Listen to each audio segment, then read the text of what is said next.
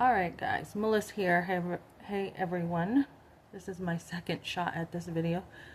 Um, I am just recovering from a migraine that took the living life out of me. Last night it started and it went into today. So this does affect my potential for work.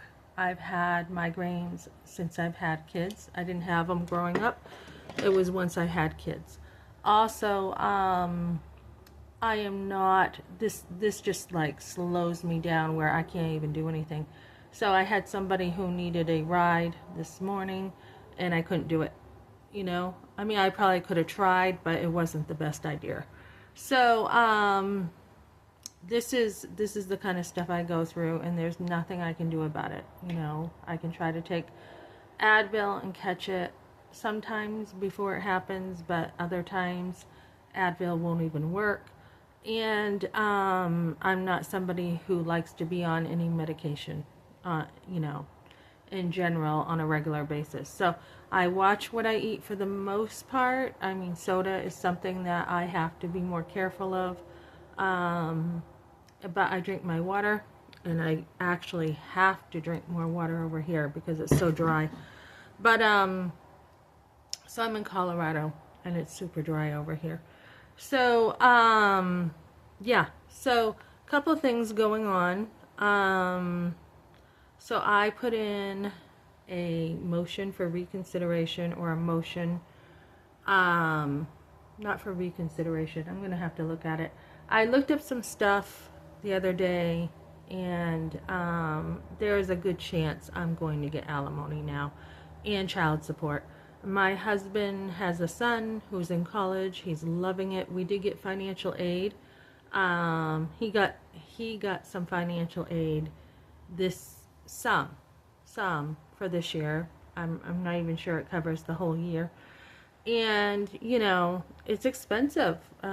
He got some for a couple books, but I'm not sure how long it's going to be, or how, if he wants to go to college in the next 3 years, Dad is going to be paying for that. I don't have a very big income, so I'm also going for back child support, where he voluntarily just gave like 120 a week. That doesn't even cover a house. It doesn't cover for food, clothing, or anything else my son would have wanted to have. Our son, right? Our son. I shouldn't say mine or his. He's not divided. When you are together, it takes two, right, to have a son. So there's that. There's alimony. So I did not get a fair shake last time. I was blindsided. I was like in shock. I was just like, holy cow. So my son is, my sons have been hurt very much from Dad. That doesn't even include any money, right? And then because my husband left us with absolutely nothing, and I still have the Irving card that he knew that I was coming over here, and he agreed to it. And then he told everyone in the community and slandered me that I had left him in his truck with, like he took his sons, like he had no idea what we just talked about, right? So there's the slander, there's the alimony, there's a few other things I'll talk about another time. But yeah, stand up for yourself, ladies. And this time I may need to pay for a lawyer. My potential is not there right now with work. I don't even have a website, so I have to learn how to still do a lot of stuff, and right now it's my process. And I went and did a house yesterday, and there were some things that I need to, I want to work on with that. So it's going to be very time consuming. So yeah, back alimony, back child support. My husband has disposable income now. I saw a video, Kevin Leandro had a video of him up drinking.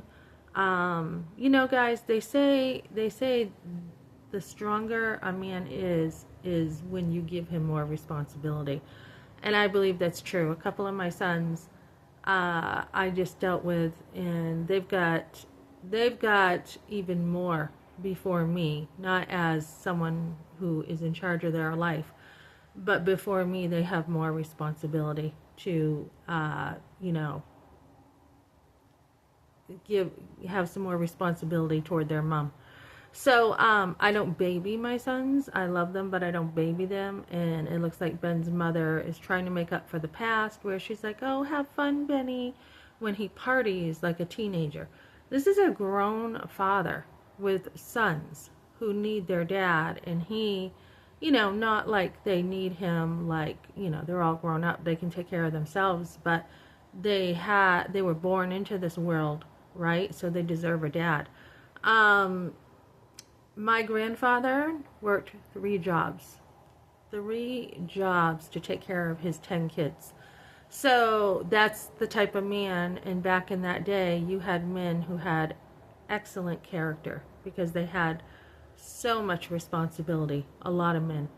And so, you know, there's got to be a time that a man takes responsibility. He has to take responsibility. Divorce does not get you out of responsibility to your kids. It actually makes it worse. It usually makes it worse. There are very few times in life that you should have a divorce. Very few. And, you know, when you abandon your kids too, you're leaving scars on your kids. That's what you're doing. And yes, they're grown and they can reach out, but it is the father's responsibility to work at being the best dad he can be. It's his. And so we started off, you know, my grandfather had worked 3 jobs. His grandfather was the fire chief over in Epsom, New Hampshire. And, you know, you grow up in a society where you see that, you know, kids don't have time with their dads. So we chose for me to be home and take care of everything in the home while he got time to sit back and take it easy a lot. I mean, a lot of his time went to visiting his parents while he developed a relationship with them, and they didn't really want to develop support for me. So, not really. They weren't really there for me. I mean, it's like, what do you give? Besides helping your son, what do you give in life, right? So, I told my son, as he's dating somebody, I want to make sure I have some time with her to get to know her once they're settled in. And if he's serious, if he's not, it's a different story. But if he's serious, then I want time with her, and then alone, and to develop relationship with her and with her family. You know, my parents met, or they actually had their first visit on the day of our wedding. It's like, what? I mean, you know, it was a really kind of shotgun wedding in that sense. But, you know, they didn't really get to know my husband real well, and there was just a lot there that could have been better. So anyways, as I move forward, I'm saying, you know, this is what I want to do different as my son marries, which I think he will. But that's his decision. But yeah, so what we saw growing up, my husband had a father who drove a truck and didn't make time for him. And when he did have time with his son, it was negative. So later on, he tried to take all of my husband's time because he was making up for that time he lost when he was working, which, you know, yeah, men had to work. It was different. It was a different culture back then. Men had to work. But he also had time to develop relationship with him in a positive way, and he chose not to. And his mother had plenty of time with him and chose to be very, you know, mean-spirited toward him and everything. And this is his story. So, you know, my dad was busy working, and he worked hard, and he still made time for us on the weekends. You know, we shot bow and arrow. He still made time to take me fishing. He still made time for me. And I do appreciate those things that my dad did do for me. I really do. There were some things in my teenage years that he, you know, was very harsh toward me, and that's because he was trying to make me go the right way. And so looking back, I can even appreciate some of those times. I can. So, you know, I kind of miss my dad, and I miss, you know, what there was. But you get older and you learn to appreciate things a little more. But so my husband, he needs some pressure. He needs to, you know, when you see a man take full responsibility for his actions and he's like, I'm sorry, I'm taking full responsibility for what I did, that is a man, right? Otherwise, you're marrying a boy. And, you know, I think about, okay, could you have seen things differently, Melissa? My dad did. My dad was like, don't marry him. He's not motivated. And he certainly had his potential. He had his time to, you know, do better, but he didn't want to. I mean, and this was the thing. He chose to stay home, not stay home, but not get a second job after working 45 hours a week at a low income job. And that was the problem. It was the type of job he was working at. And, you know, he said, no, I want to know my kids. And I wanted to know my kids. And that was the right thing to do. It truly was. And I don't have any qualms about the money. We sacrificed. We lived on very little. We felt like we were rich. We lived in a trailer for years. And, you know, it all went well. We were happy. Things were good. Okay? And then when the trailer started falling apart, literally the roof was starting to cave in, you know, and I had motivated him. I'm like, look, you need to take your ASCs. This is when we were first together, and he did. And then he didn't want to renew them. He didn't want to, you know, better himself. That's when the problem came in. So ladies, you can have, you know, things being done under the disguise of, I want to be home with my sons, when a man just is not motivated. Should I have listened to my father? Should I have not married him? God has a way of working everything out for your good, even with a man who is not as motivated as he should be. So no, I do not regret that. I married him for love, and I do not regret that at all. So, and I have 5 beautiful sons, and you know, there's been no mistakes up until the end. When, you know, I had gone to work because he didn't want to take responsibility for the trailer. I mean, literally the roof was starting to cave in. It was not safe. His parents wouldn't take responsibility for the trailer. Here I am, and I'm, you know, my husband asked me to be home and to homeschool, and he's like, I don't want you to work. And I'm like, too bad. Too bad. You know, I'm going to work full time, and we're getting out of this trailer. And, you know, and I worked before. I did stuff with my kids. I did a newspaper route. I waitressed. I shoveled. We did little stuff as I homeschooled, because homeschooling is a lot of work. And so if you're going to do a good job, it's a lot of work. So, you know, that's where my time went. And I don't regret any of that. But when I went to work full time, my bosses were helping me have enough hours so that we could move, and I appreciate that. And then we moved into a nice 3-bedroom, which I had my reservations about the landlord, but he wanted it. So I'm like, okay, I will submit to my husband and do it his way, okay? And for that, I paid a price, because my husband loved the home more than he loved us, because when we lost that home, and he said he didn't want to fight for it, he made a fit about losing that home. So that home, he didn't even care that his son, that it had mold, and his son was getting allergies from that mold. And, you know, I worked with some mold yesterday, and that might have been what gave me a migraine yesterday. So mold is dangerous, and I didn't realize how dangerous that can be. So, yeah, so instead of working at his relationship with his wife, he chooses to drink instead of supporting his sons. He chooses to, you know, go buy a Harley, and it doesn't mean it was a lot of money, but still, he has disposable income, and he doesn't want to take care of his family. So the best way, it's not even to make him a man, okay, to take him to court to make him a man. It is, he has a responsibility that he has not lived up to, and divorce does not solve anything. When I was growing up, you know, my grandparents would fight, and someone said, sometimes divorce is better than fighting. Usually not, guys. Usually it's not. It's a lie, and there's counsel, and there's a million ways of coping with things. So, especially if someone hasn't even tried. Like, he didn't even try. He's just like, oh, I'm sick of you and I'm done when I came over here, because he took a fit because I came over here.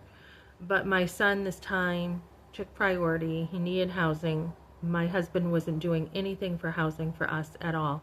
Not only did he not take responsibility for the trailer, but he didn't take responsibility with Mike. He didn't want to talk to Mike. He didn't want to get rid of the trailer with Dana. I had to do all that. So he just had it in his heart for a while that he wanted his freedom, and there might have been someone else. And if he thinks he has someone else, wonderful, go, great. But in this case, I was extremely hurt, not just emotionally from his abuse of throwing me, and physically, physically he left bruises, and financially he just tried to destroy me. And I went to churches for help because of his behavior. If he did not do this, I would not have had to go to churches. So because of all this, it is time for him, whether he wants to be married or not, to take responsibility for his actions. So